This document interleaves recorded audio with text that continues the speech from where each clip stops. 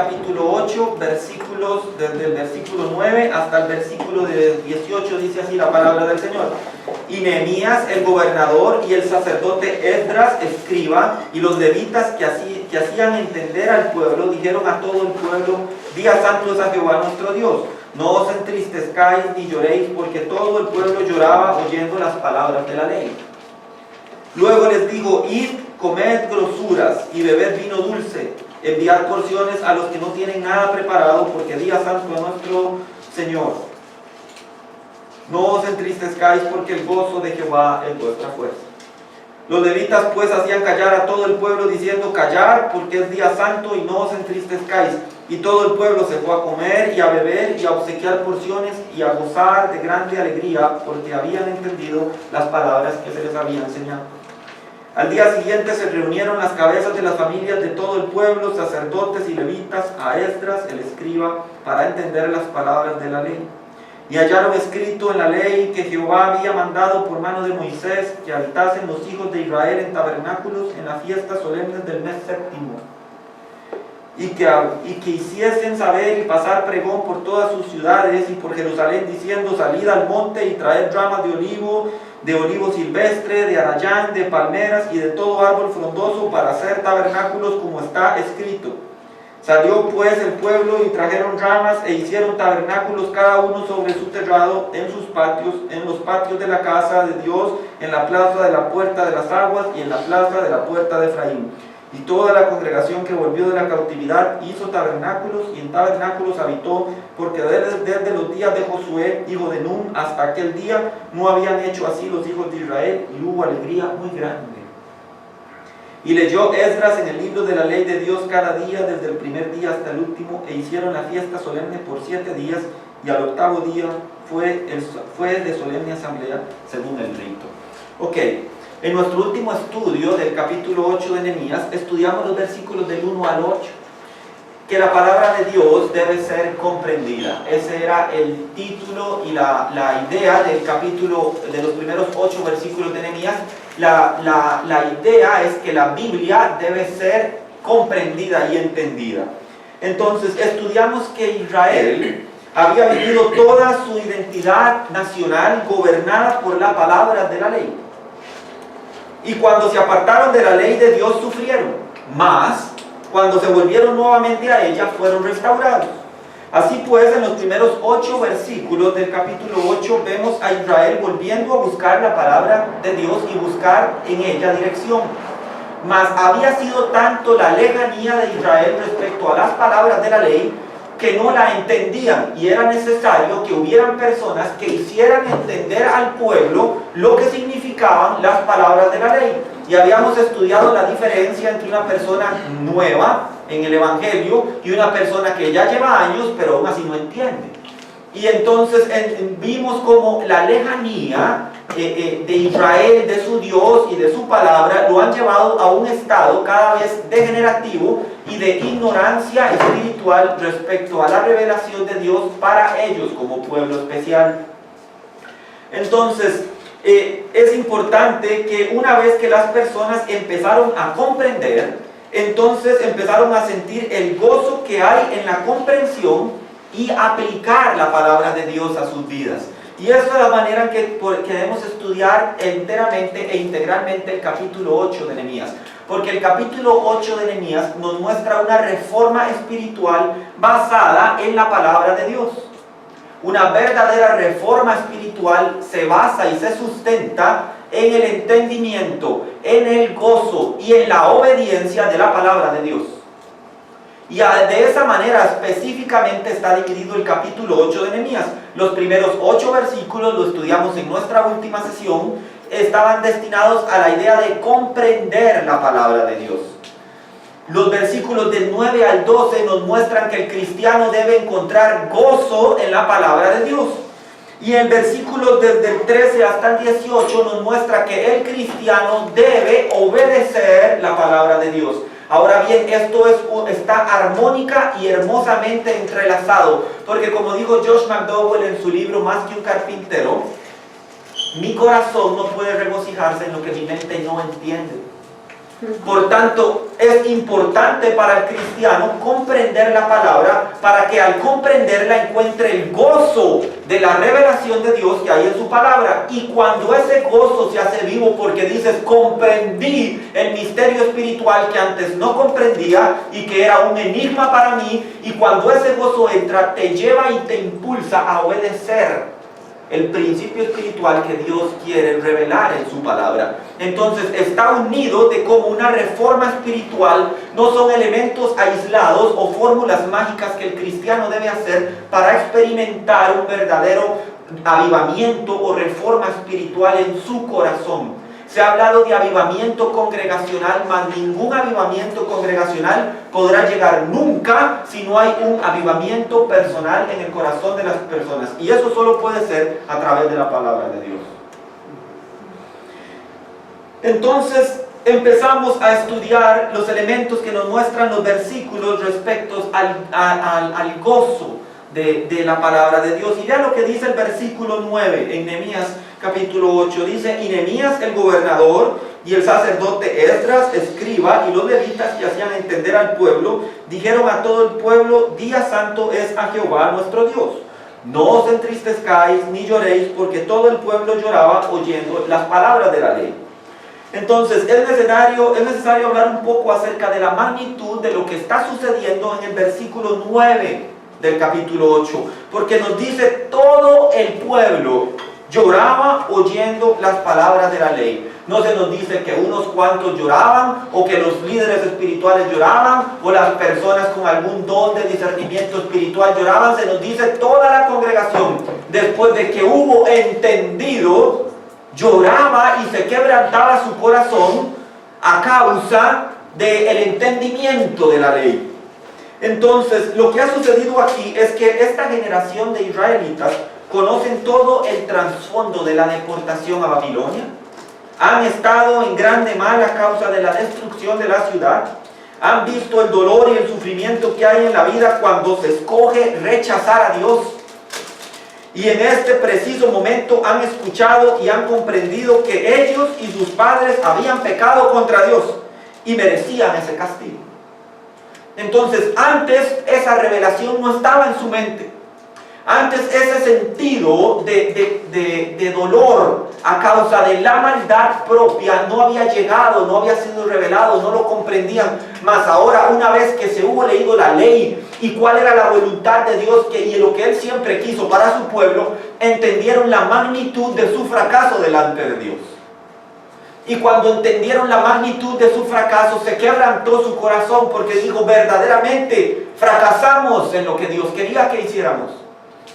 Esta generación de israelitas, vemos aquellos que finalmente entraron en cuenta y comprendieron que habían pecado grandemente contra Dios. Esta es la primera gran revelación que toda persona recibe de parte de Dios. Eres pecador y tu pecado solo atraerá el juicio. El derrumbe moral y ético de todo ser humano viene de su lejanía de Dios y de su propia desobediencia a sus mandatos. Por lo que necesitamos ser confrontados con el enorme fracaso de nuestra vida y lo vil que es nuestra propia maldad.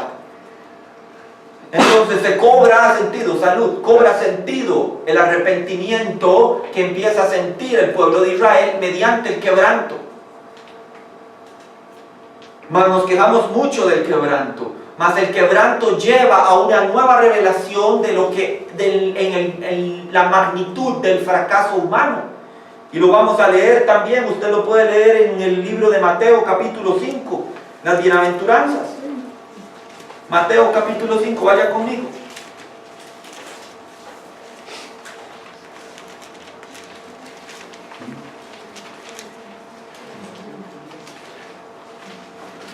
Mateo capítulo 5, versículo 4 dice: bienaventurados los que lloran, porque ellos recibirán consolación. Entonces, todo cristiano, todo creyente que realmente ha sido confrontado con su vida anterior, con su naturaleza pecaminosa, llora. Se quebranta su corazón al entender que él verdaderamente es un gran pecador. Y verdaderamente, cuando uno lo ve, es porque sucede? El pecador se ve a sí mismo delante de la cruz. Cuando el pecador es confrontado con su situación, la primera imagen que tiene todo cristiano es cuando él se ve como él es y delante de él está la cruz. Y en la cruz puedes mirar claramente dos cosas. La primera de ellas es el dilema judicial del pecado. Toda transgresión lleva irremediablemente a la muerte. Claramente puedes mirar hacia la cruz y ver que no es una amenaza ni una advertencia. Dios no está jugando. La situación y el dilema ético y moral del pecado es muy serio. Cuando te miras a la cruz, tienes que tener claro y muy claro, decir verdaderamente el pecado no es un juego. Se muere cuando se está en pecado. Hay muerte. El decreto judicial de Dios respecto al pecado es claro. La paga del pecado es muerte. Así que la primera gran revelación que recibe un corazón quebrantado es ver que no era una amenaza, que no era un aviso, que no estaba intentando un for your information. Es decirle, vea claramente a lo que lo va a llevar su vida de pecado. La primera gran revelación es cuando vemos que no era un juego. Y el entendimiento de que todo pecador debe de morir. Lo segundo que podemos ver a la cruz se conoce en teología como sustitución vicaria. Y la sustitución vicaria, en palabras simples, lo que significa es: otro murió en mi lugar.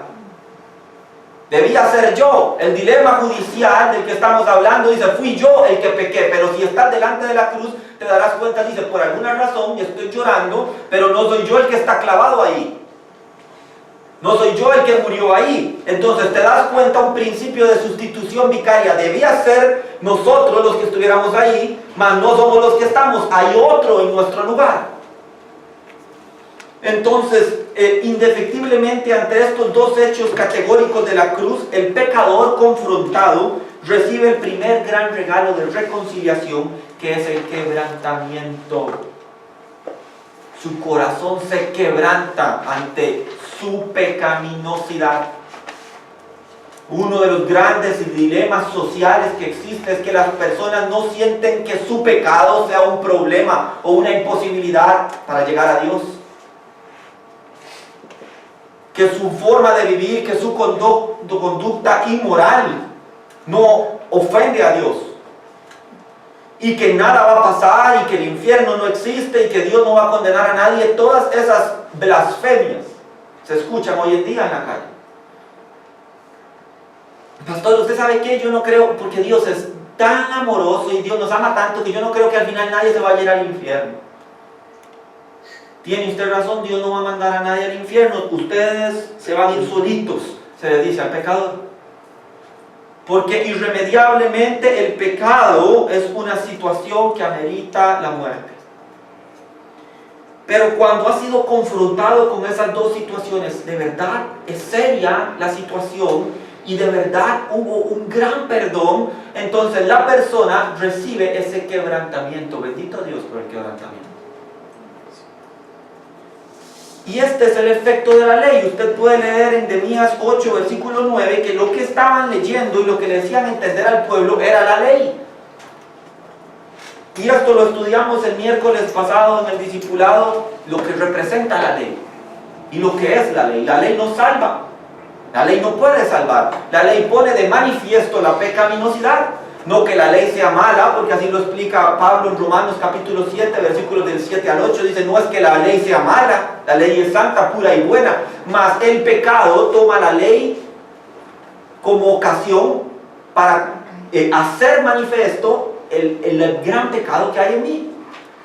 Y entonces lo analizábamos a raíz de muchos ejemplos de a nivel judicial. Lo poníamos en una forma muy simple. Si vas en un lugar en donde no está establecido cuál es el límite de velocidad, da lo mismo si vas a 5 kilómetros por hora o te quieres matar yendo a 140 kilómetros por hora. No hay algo que te diga que está bien o mal. Mas cuando hay una ley que dice: de aquí no puedes pasar de 90 kilómetros por hora, sabes si la infringiste cuando pasaste de los 90 a los 100. Entonces la ley lo que pone de manifiesto es: fallaste. No te voy a salvar por la ley, sino te voy a condenar por la misma justicia que dice la ley. Entonces, vea, esta es la razón del quebrantamiento de Israel. Israel ha leído la ley y en la ley le dice claramente los beneficios de servir y seguir a Dios versus los grandes castigos y la gran maldición que hay de alejarse de Dios. Y entonces cuando ellos ven su pasado y vieron su situación y él dice, Dios nos juzgó verdaderamente y justamente sobre la base de su ley. Y merecíamos ese castigo. Y merecíamos verdaderamente todo lo que nos pasó. El fracaso del hombre ante la ley es la victoria de Dios sobre aquello que el hombre no puede lograr.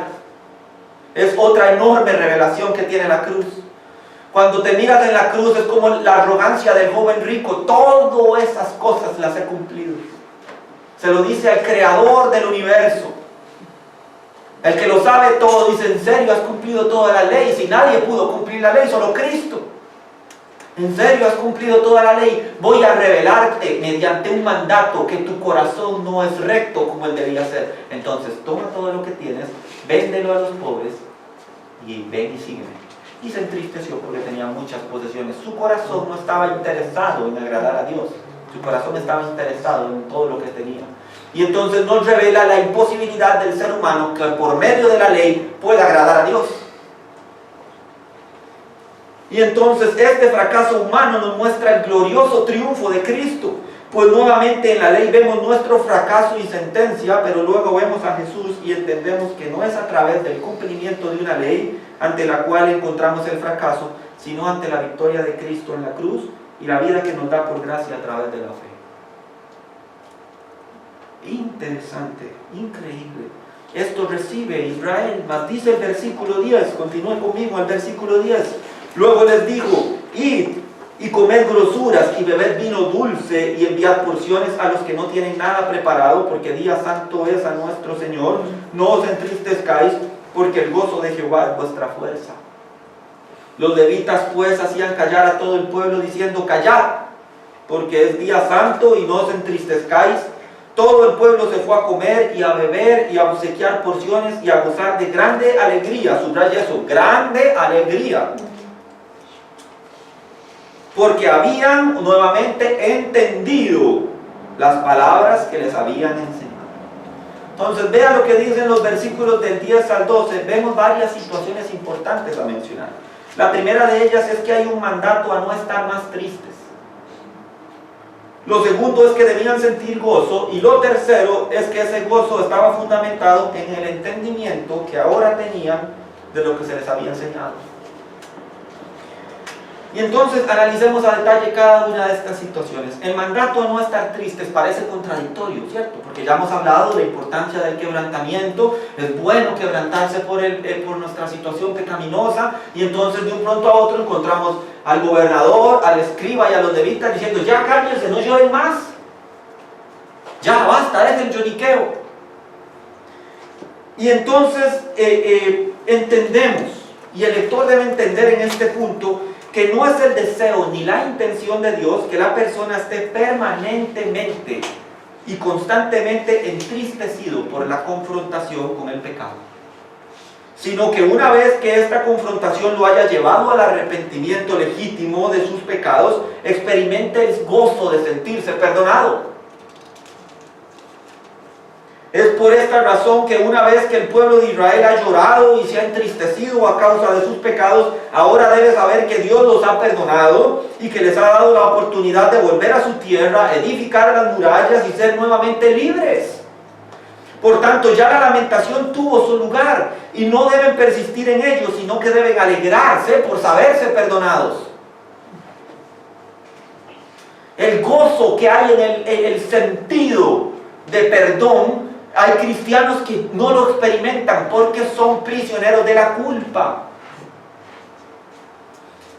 Este es un ejemplo muy claro en la Biblia de que Dios no quiere que sus hijos vivan atormentados por la culpa, sino que todo hijo de Dios que ha sido confrontado con su pecado y se ha arrepentido nuevamente, genuinamente, de sus maldades y se ha apartado de ellas. Eso significa arrepentimiento genuino. Te dolió la caída, te dolió el golpe, mas aprendiste de él y te apartaste completamente.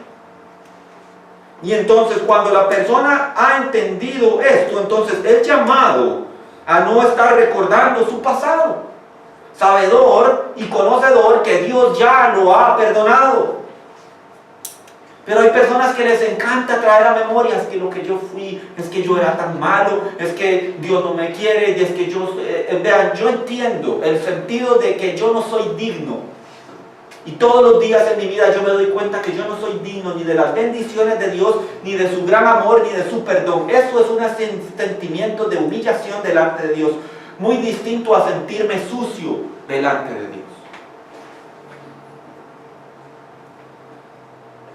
Y entonces, si Dios ya te perdonó tu pasado, ¿por qué hay que estarlo trayendo a memoria? Vaya conmigo a Miqueas capítulo 7, versículo 19. Oro a Dios que no les cueste encontrarlo. Miqueas, se puede usar el índice, no desearía que lo hicieran más si es necesario.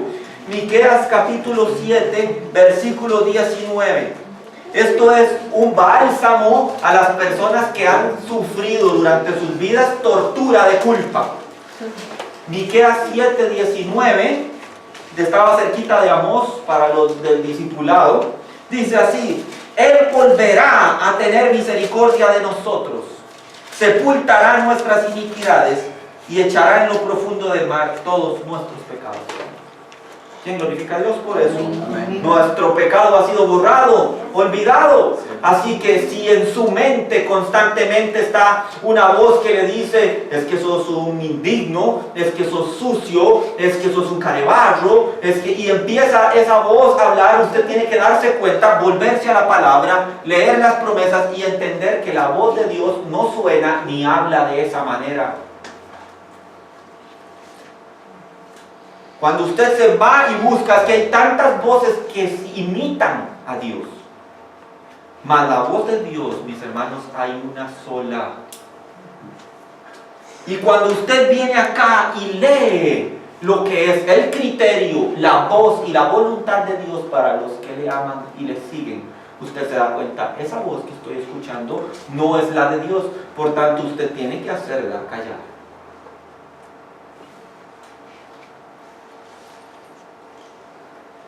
En contraposición de no permanecer en tristeza, Israel recibe una orden de gozarse. Y esto es muy importante dentro del estudio correcto de las razones de gozarse de un cristiano. Israel debía sentirse gozosa, pues ahora estaban de nuevo en su territorio. Tienen una nueva condición a la que llegaron a estar en un momento.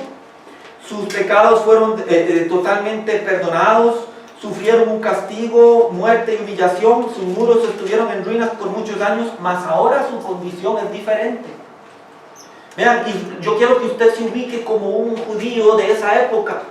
Saber que estuvo 70 años en Babilonia, regresó, vio su ciudad en ruinas y de manera pero milagrosa, en 54 días el Señor la volvió a edificar, y entonces ningún judío de la época podría decir: sigo en desgracia.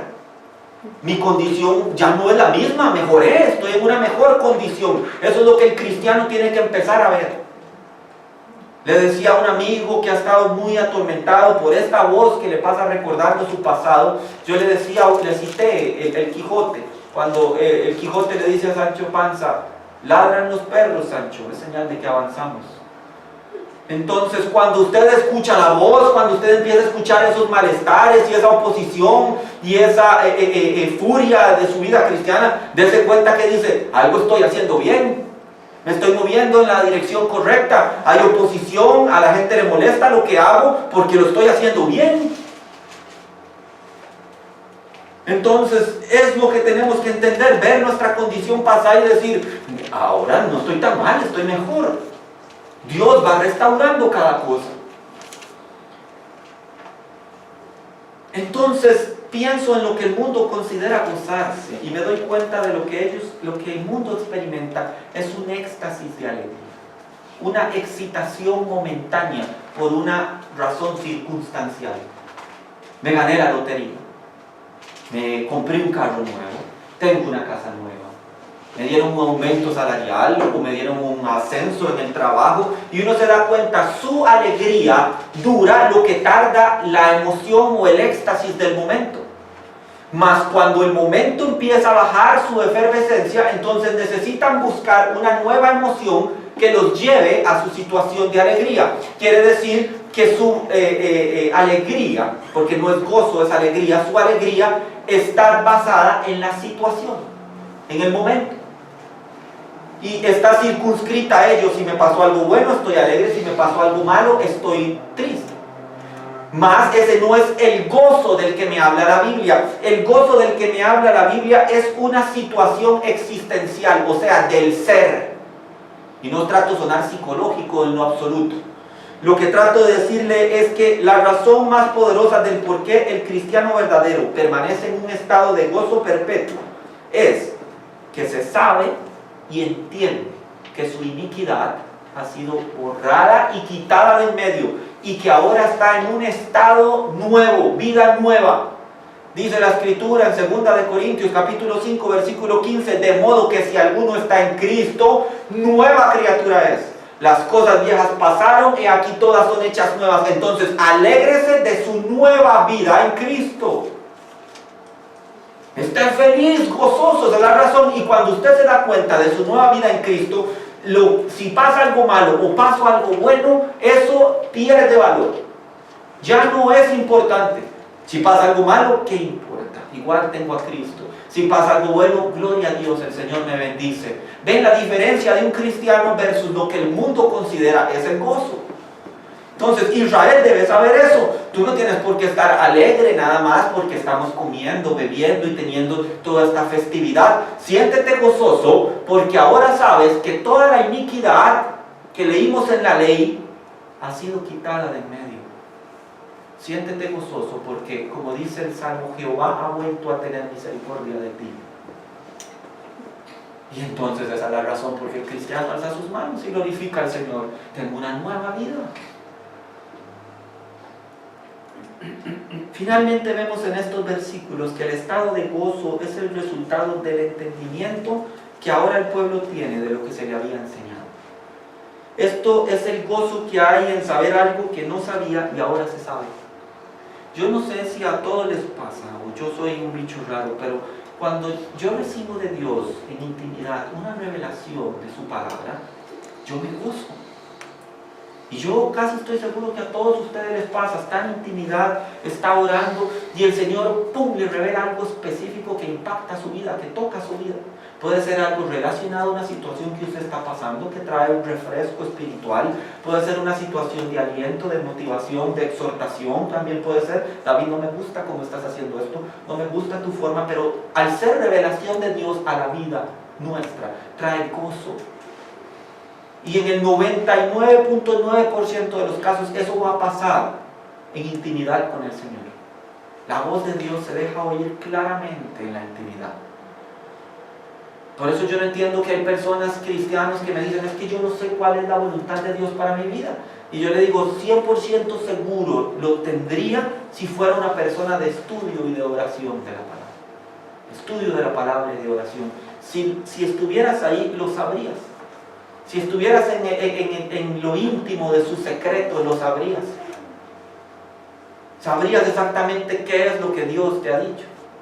Que me viene a la mente las palabras de Pablo en 2 de Timoteo. Era tal su convicción que él dice, yo sé en quién he creído y sé que es fiel para guardar mi depósito para aquel día.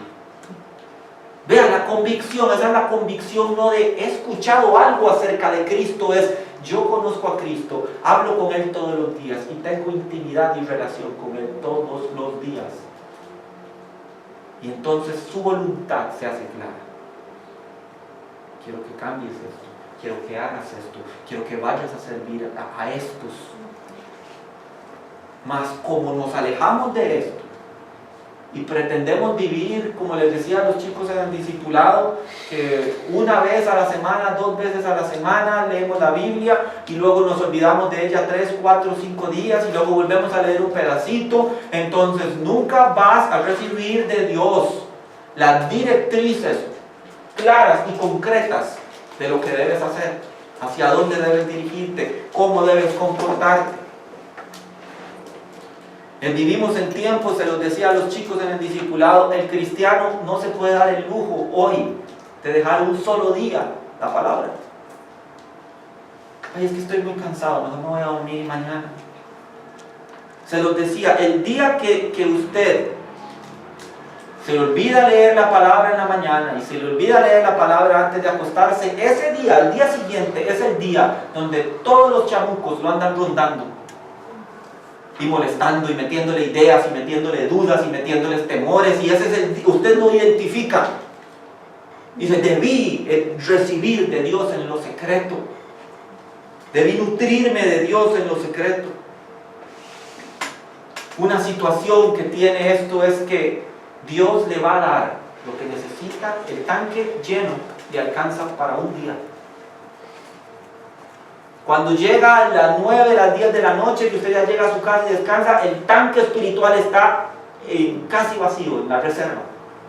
Y si te acuestas así al día siguiente y te levantas así y tratas de vivir tu vida, vas como un cristiano a la deriva. Entonces lo que debe hacer el cristiano es ir a la fuente, recibir de ahí la fuerza, el poder, como dice la canción de Marcos Witt, para vivir junto a ti.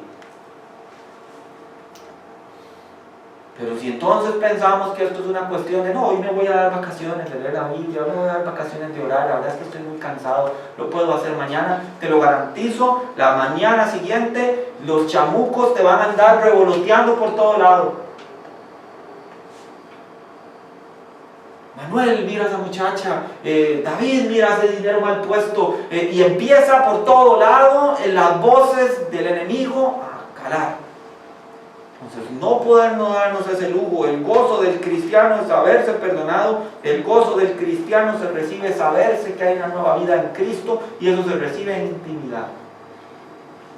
Y el gozo del cristiano se entiende y se explica claramente cuando sé exactamente lo que debo hacer, entiendo su voluntad porque me ha sido revelada.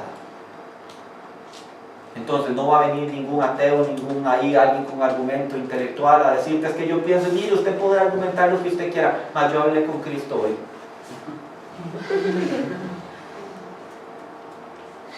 Finalmente, el gozo de la obediencia.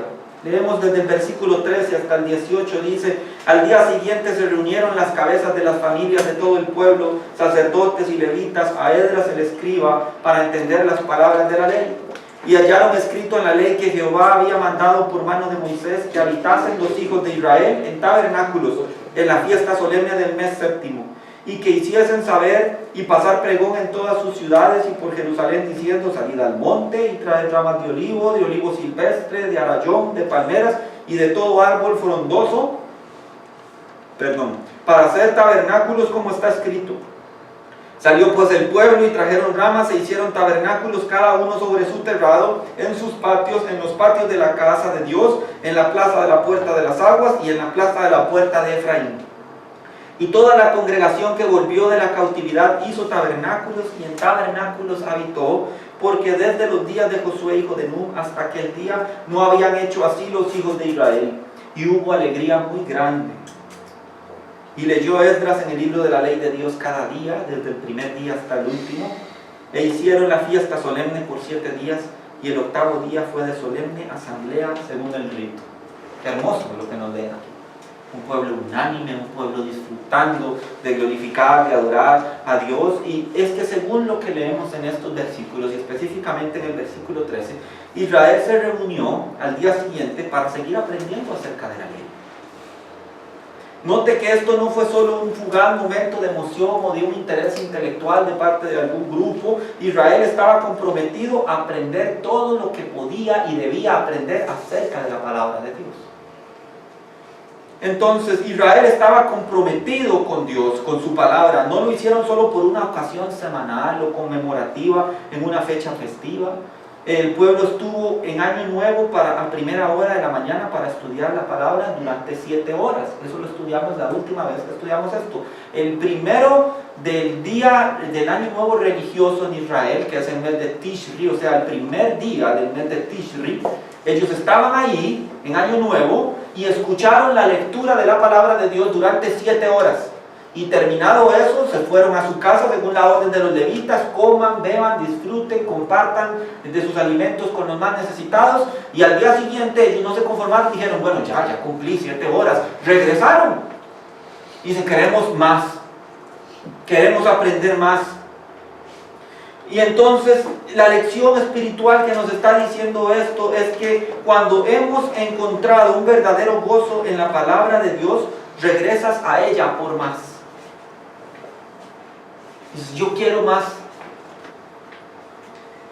Dice el Salmo 1, versículo 1 y 2, bienaventurado el varón que no anduvo en consejo de malos, ni estuvo en camino de pecadores, ni en silla de escarnecedores se ha sentado, sino que en la ley de Jehová está su delicia, y en ella medita, ¿de qué? Día y noche. Día y noche. Mi recomendación como su pastor, como su amigo, lea la Biblia y ore antes de acostarse, y lea la Biblia y ore a la primera cuando se despierta. Un consejo espiritual sano va a ayudar muchísimo a su vida espiritual. Uno puede ver a la gente que solo asiste a la iglesia por una religión, por religiosidad. No tienen un hambre por la palabra, solo cumplen como un rito a la semana. O cuando es culto de Año Nuevo, servicio de Año Nuevo, un 31 de diciembre, van para que de alguna forma reciban el aguizote de todo el año. También nos ha pasado y lo hemos visto.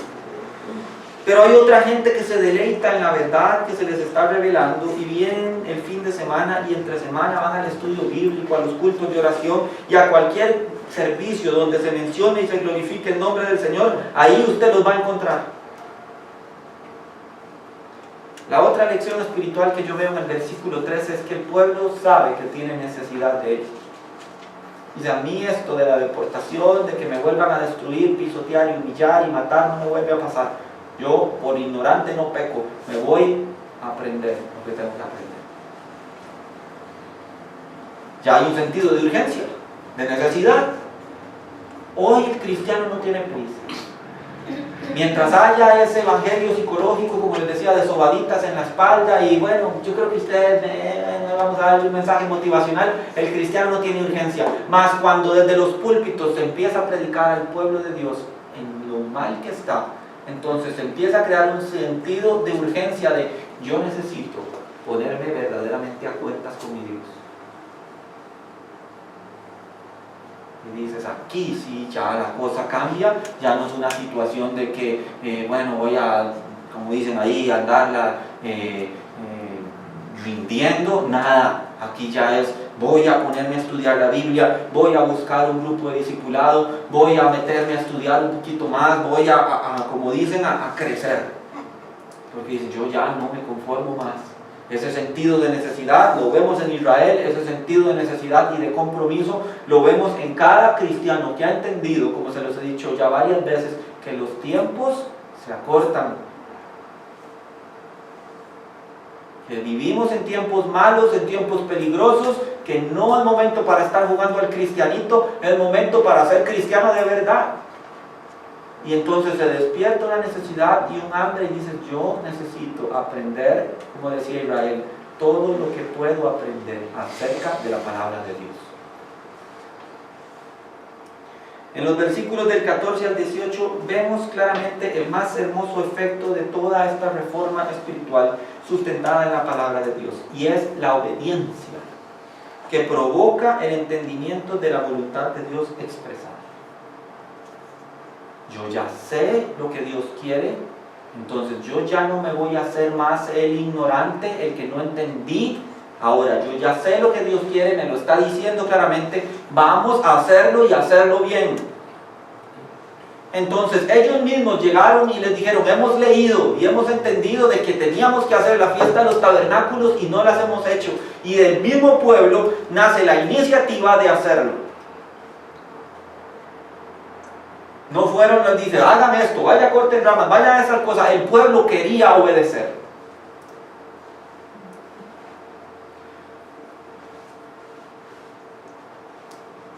La obediencia viene a través de la revelación de dos cosas específicas: un entendimiento de la persona de Dios y un entendimiento de la voluntad de Dios.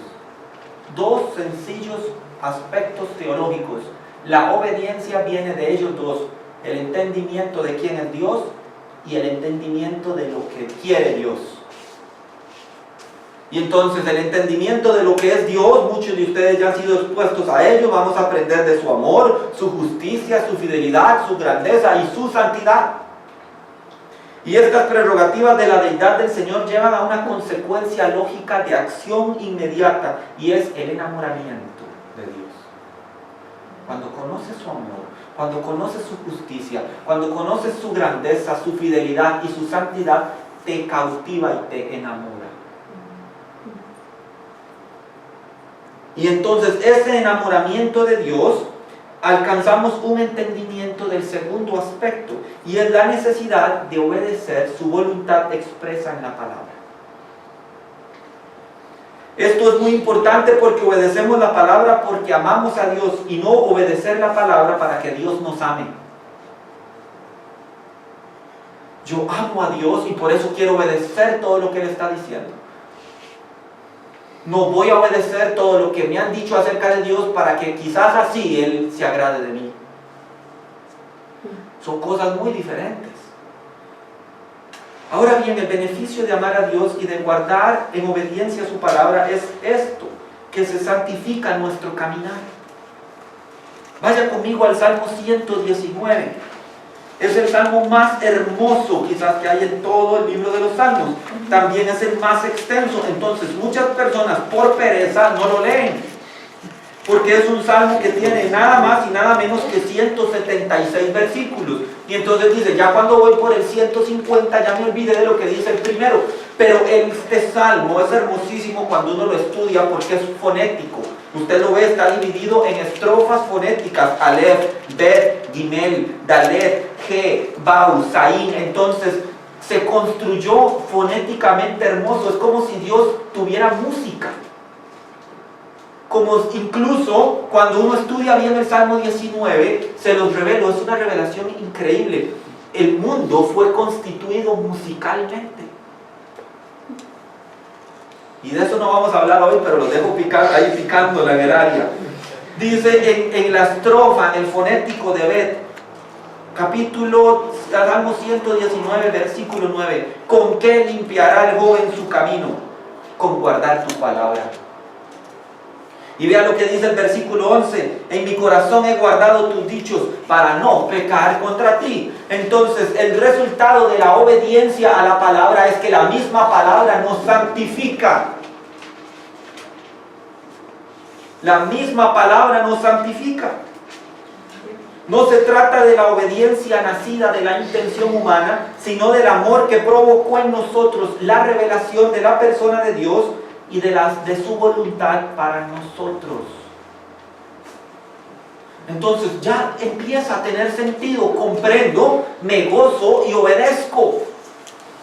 Y cuando comprendo, me gozo en la comprensión de la palabra y la obedezco, se empieza a santificar tu vida. ¿Y qué cree que pasa en el mundo espiritual con congregaciones de personas que se santifican con Dios?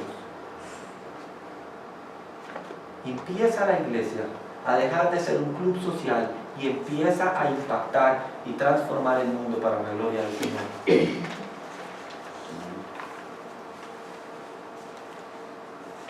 Ahora, en el caso específico de Israel, entendieron que debían celebrar la fiesta de los tabernáculos. Y aquí, como dice, ya terminamos la introducción, aquí se pone buena la cosa. Dice, esta celebración es muy especial porque conmemora los años que Israel vivió en tiendas durante su peregrinación en el desierto. Se conoce como la fiesta del Sukkot. Sin embargo, hay un significado muy profundo del entendimiento de lo que representa la fiesta de los tabernáculos. Esta fiesta, conocida por los judíos como el Sukkot, que les decía anteriormente, representa las dificultades en el peregrinar y la precariedad de las condiciones materiales. Apúntenlo, porque lo vamos a mencionar ahorita. Representa las dificultades del peregrinar en la tierra y la precariedad de las condiciones materiales.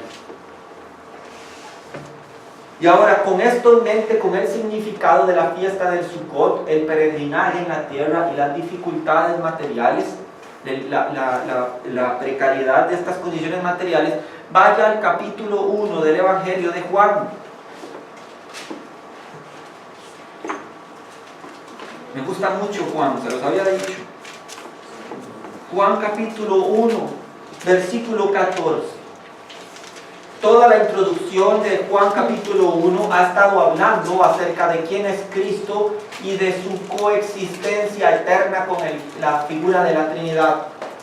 Pero dice en el versículo 14, y aquel verbo fue hecho carne y habitó entre nosotros, y vimos su gloria como del unigénito del Padre, lleno de gracia y de verdad. Entonces aquí hay vocablos importantes que estudiar.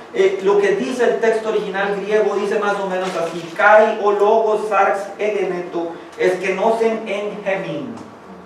Y lo que aquí quiero rescatar es la palabra logos primeramente, que significa y debe ser traducida literalmente como la palabra expresada de Dios. Entonces, cuando en la Biblia nos dice que Cristo es el logos, nos está diciendo Cristo es la palabra expresada de Dios. Entonces, esto es muy importante porque este logos tiene poder creacional. Vaya al libro de Génesis, capítulo 1. Génesis 1, versículo 3. Esto es teología profunda y hermosa, carnita espiritual para sus vidas. Génesis 1, versículo 3. Y dijo Dios, sea la luz, y la luz fue hecha. Palabra expresada. El logos de Dios es su palabra expresada. Cristo ejecutando la voluntad del Padre. Y usted lo ve en el versículo 3, lo puede ver en el versículo 6, en el versículo 9, en el versículo 11, en el versículo 14, en el versículo 20, en el versículo 24 y en el versículo 26. Dios dice y es hecho. Dios manda y dice sea la luz y la luz es hecha. Dice sean las lumbreras y las lumbreras son hechas. Dice sea la extensión de los cielos una parte y la extensión de la tierra otra parte, y es hecho. Todo es hecho mediante su palabra expresada, mediante el logos de Dios. Y ahora vea lo que dice el versículo 3 de Juan capítulo 1. Todas las cosas por Él fueron hechas, y sin Él nada de lo que ha sido hecho fue hecho. Cristo es la palabra expresada de Dios. Dios dice y Jesucristo ejecuta. En la voluntad, Padre dice, alguien debe de morir por los pecados de la humanidad, y Cristo es el sacrificio perfecto de Dios. Dios expresa su voluntad y Cristo la cumple. La perfección que hay y la armonía en la Trinidad. La palabra expresada de Dios dice, sea la luz, y Cristo se encarga de que esa luz sea hecha. Porque dice la Escritura que Él, dice versículo 5 de Juan capítulo 1, la luz en las tinieblas resplandece y las tinieblas no prevalecieron contra ella. En Él estaba la vida, versículo 4, y la vida era la luz de los hombres. Es Cristo. El logos claramente es Cristo, la palabra expresada del Padre en Génesis y en todo acto creacional y volicional de Dios es Cristo. Pero esto es importantísimo porque dice, ¿y qué tiene que ver esto con los tabernáculos? Quédese conmigo. Dice, nos continúa diciendo el versículo 14 de Juan capítulo 1, que el Logos se hizo carne y habitó entre nosotros. La frase griega traducida como habitó entre nosotros es eskénosen en gemín.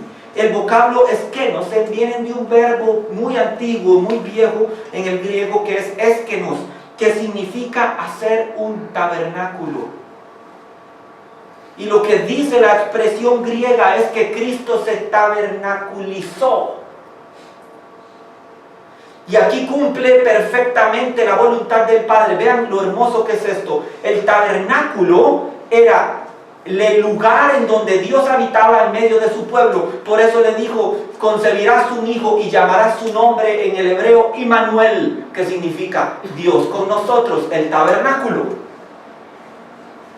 Y no solo con eso, sino que Cristo con su nacimiento cumple la festividad de los tabernáculos al mostrar y al identificarse directamente con la dificultad del peregrinaje humano en la tierra y la precariedad de lo material. Impresionante, Cristo es nuestro tabernáculo. Lo que nos revela aquí también es que Cristo no nació en diciembre, nació en septiembre, en Tishri, durante la festividad de los tabernáculos. La natividad de Cristo es en Tishri, Él se tabernaculizó en medio de nosotros. Y ojo, para los que están con las señales puestas en el cielo, el próximo eclipse total de luna, la próxima luna de sangre, coincide con la fiesta del Sukkot, con la fiesta de los tabernáculos. ¿Usted cree que Dios es un Dios que hace las cosas al azar? Dice, sí, en septiembre, perdón.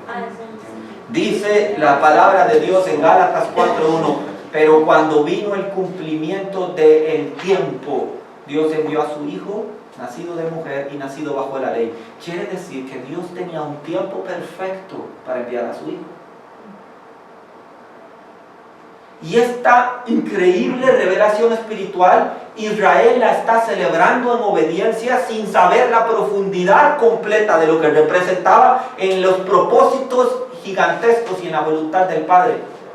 Ellos estaban celebrando en Tishri, en el Sukkot, el nacimiento de Yeshua HaMashiach, Jesús el Mesías. Y es increíble que esa celebración del Sukkot nos muestra, es profundísima, se nos decía, que lo que estamos es en un peregrinaje en la tierra. Y que lo importante aquí no es la morada que tengamos en esta tierra, sino la que recibiremos en gloria. El peregrinaje, lo difícil de esta tierra y la precariedad de las condiciones humanas, la ropa, el reloj, los zapatos, el iPad, el celular, todo eso es nada comparado a las glorias que recibiremos. Entonces le está diciendo, considere que lo que usted tiene hoy en día, por más que lo quiera llamar una vida llena de lujos, es una mera choza comparado a la gloria que viene. Y sabía usted, esto es asombroso, que la única festividad que continuaremos celebrando, incluso cuando Cristo regrese, es la fiesta de los tabernáculos.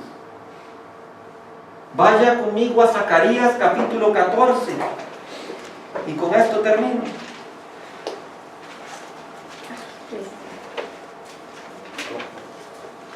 Capítulo 14. Zacarías 14, es el final de Zacarías. Capítulo 14 de Zacarías, versículo 16. Dice la Escritura, y todos los que sobrevivieren de las naciones que vinieron contra Jerusalén, subirán de año en año para adorar al Rey, a Jehová de los ejércitos, y a celebrar la fiesta de los tabernáculos. En el reino milenial celebraremos la fiesta de los tabernáculos. Asombroso. La profundidad y la hermosura de la obediencia en la palabra. Y cuando uno recibe estas cosas, ¿cómo no gozarse? ¿Cómo no disfrutar?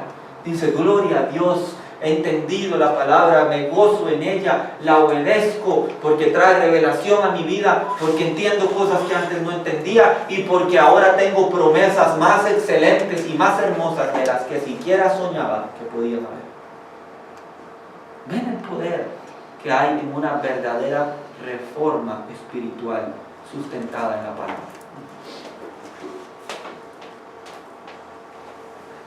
Preguntas y comentarios.